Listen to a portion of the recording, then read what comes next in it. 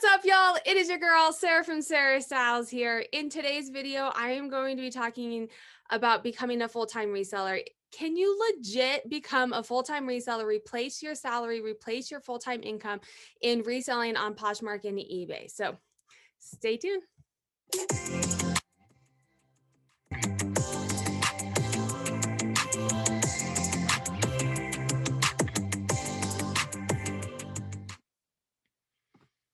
All right, guys. So I have three children. My 3-year-old was up a lot last night. So at 2 o'clock in the morning, I was laying in bed wondering how much I would actually have to make to live our lifestyle in Denver, Colorado. We live in a suburb of Denver, Colorado. I have three children.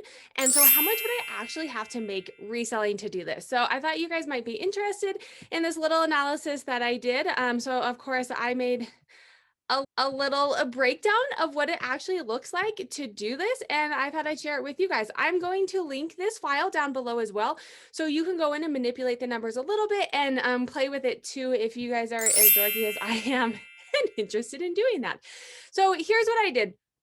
I looked up online, and everywhere I was finding was a family of 4. So this number is a little bit lower than it would be for my family. Like I said, I have 4 children.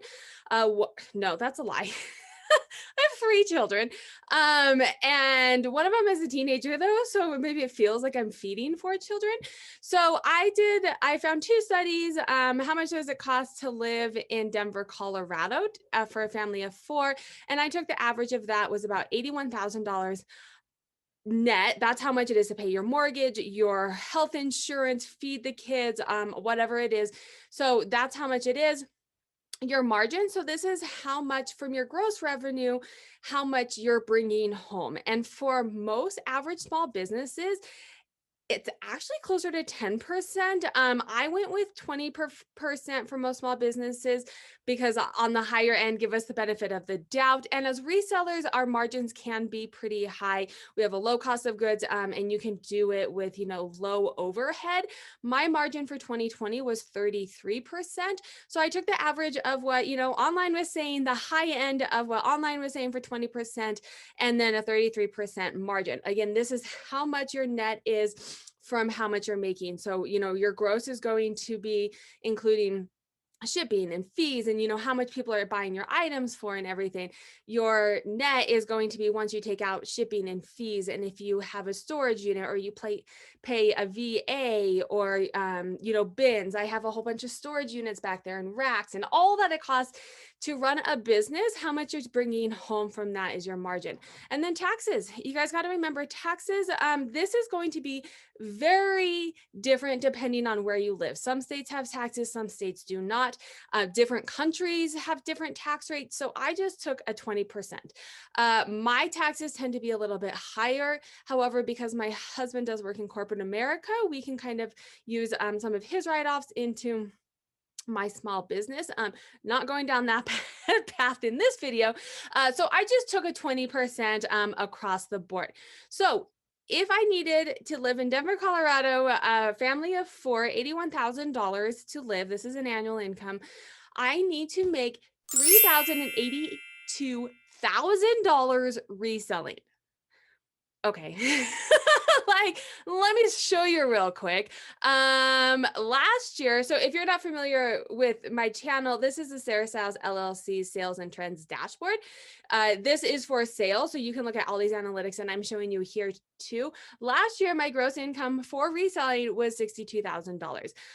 Keep in mind, I am a full-time mom. I was remote learning last year, so I spent about less than 15 hours, 10 to 15 hours reselling. So by no means am I putting in full-time hours, but I am nowhere close to that $38,000.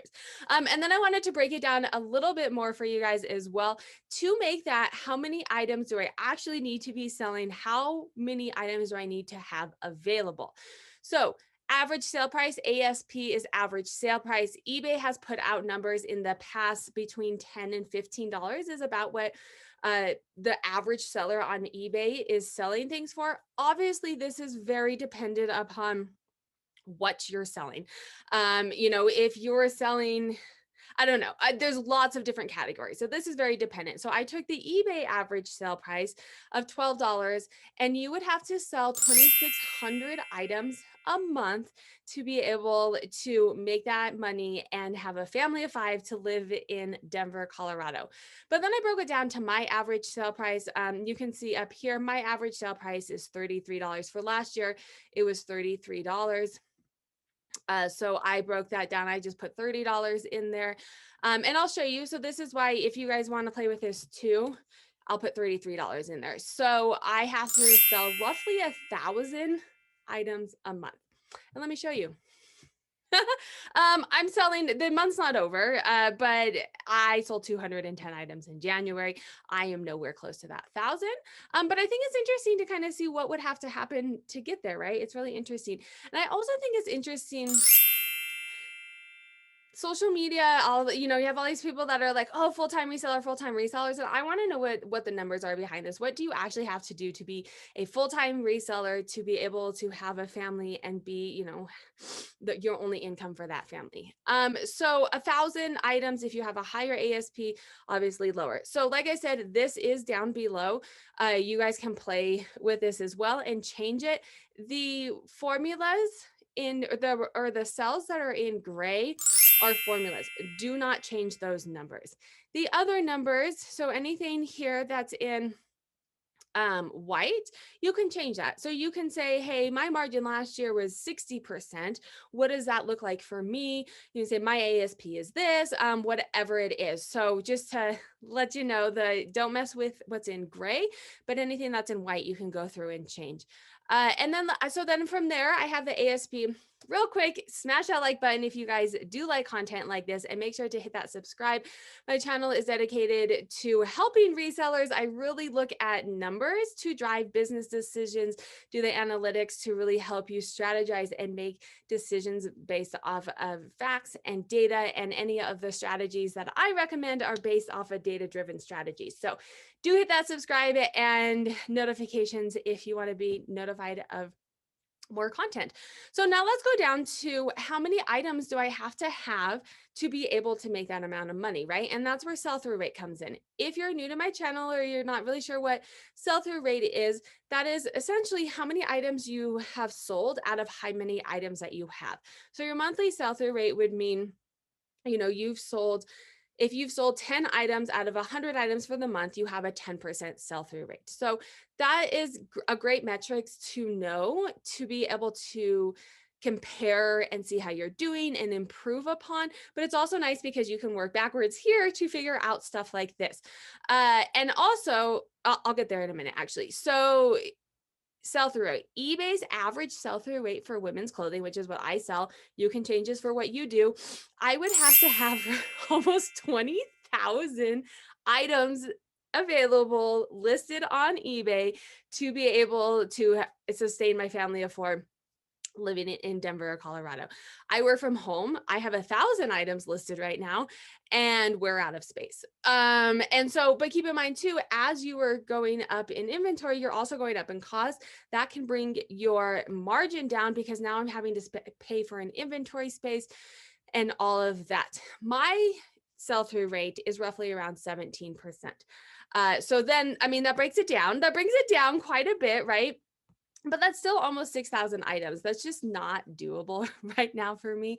And I want to say this is all based off of not having an employee, right? So once you start paying people, there's no way for me to get 20,000 items listed. And even for me to ship, if I had to ship 2,600 items a month, that's all I'd be doing, right?